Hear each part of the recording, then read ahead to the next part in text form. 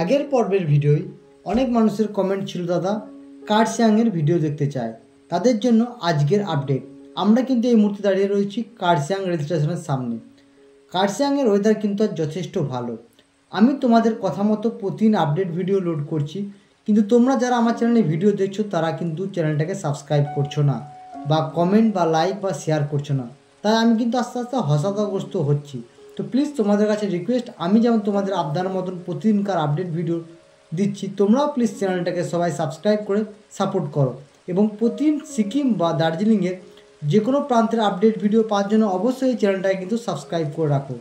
তোমরা দেখতে পাচ্ছ আমরা কিন্তু কার্শিয়াং বাজারটা ক্রস করছি গাড়ি যেতে, এবং তোমাদের জন্য ছোট্ট মেসেজটা যে কার্শিয়াংয়ের ওয়েদার কিন্তু আজ খুব ভালো রয়েছে। আশা করি তোমরা বুঝতে পেরেছো। অনেকেই কমেন্ট করছো দাদা দার্জিলিং বা কার্শিয়াংয়ের ওয়েদার কেমন। ওয়েদার আজকে কিন্তু যথেষ্ট ভালো, এবং আকাশ কিন্তু আজকে পরিষ্কার, কোনো রকম বৃষ্টি কিন্তু আজকে হয়নি। এরকম যদি ওয়েদার থাকতে পারে তাহলে পুজোর মরশুমে কিন্তু পর্যটকের ঢল কিন্তু পাহাড়ে নামবে। যদি ওয়েদার ভালো থাকে তাহলে কিন্তু প্রচুর পর্যটক কিন্তু এই সময় আসবে পাহাড়ে।